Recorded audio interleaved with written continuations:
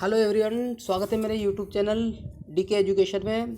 आज हम पढ़ने वाले हैं संख्या पद्धति। संख्या पद्धति में संख्या का कितने प्रकार की होती है, इस बारे में हम छोटी सी जानकारी जुटाएंगे। तो संख्या पद्धति में सबसे पहले नंबर आता है संख्या कितने प्रकार की होती है। तो संख्या मुख्य रूप से निम्न प्रकार की होती है। प्रथम प्राकृत संख्या। प्राकृत संख्या वो होती हैं जिनसे गिनती की प्रक्रिया प्रारंभ होती है, जैसे कि 1 2 3 4 5 और अनंत तक ये पहुंच जाती है। इसके बाद अगला नंबर आता है संख्याओं में, तो वो है सम संख्या। अब सम संख्या वे संख्या है जो 2 से पूर्णतः विभाजित हो जाती है, उन्हें सम संख्या कहते हैं। जैसे कि 2 4 6 8 10, ये सारी क्या है, सम संख्या है। अब नेक्स्ट नंबर आता है विषम संख्या।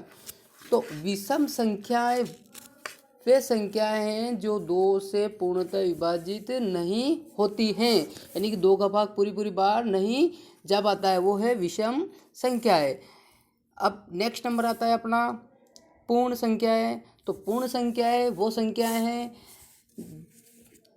जैसे पहले अपने पढ़ा है प्राकृत संख्या। तो प्राकृत संख्या में से ही पूर्ण संख्या बनती है, यानी कि प्राकृत संख्या जो गिनती से प्रारंभ होती है उनमें अगर शून्य को जोड़ दिया जाता है, यानी उनको भी शून्य को भी शामिल कर दिया जाता है, तो वो पूर्ण संख्या बन जाती है। इसी प्रकार नेक्स्ट पूर्णांक संख्या।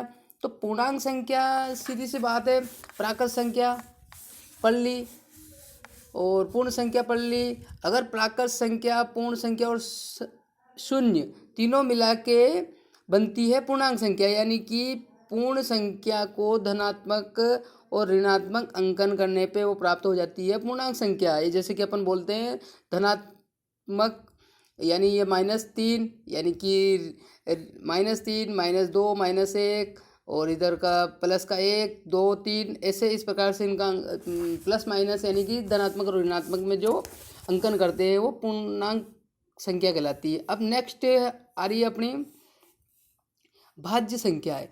तो भाज्य संख्या वे संख्या होती है जो एक या स्वयं के अलावा अन्य संख्या से विभाजित हो, यानी कि एक या वो खुद से या इसके अलावा किसी अन्य संख्या से भी विभाजित हो जाए तो वो हो जाती है अपनी भाज्य संख्या। नेक्स्ट अभाज्य संख्या। वे संख्याएं जो स्वयं और एक के अलावा किसी अन्य संख्या से विभाजित ना हो, वो है अपनी अभाज्य संख्या है।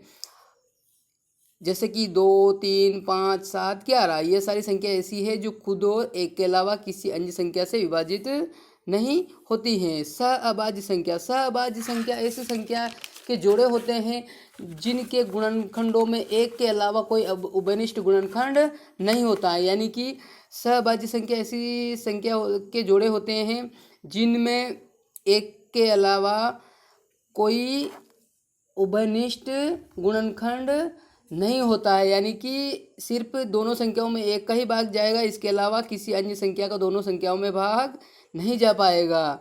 नेक्स्ट है परिमेय संख्या है। परिमेय संख्या वे संख्या है जिन्हें हम P/Q के रूप में व्यक्त कर सकते हैं, जहाँ पर शर्त यह है कि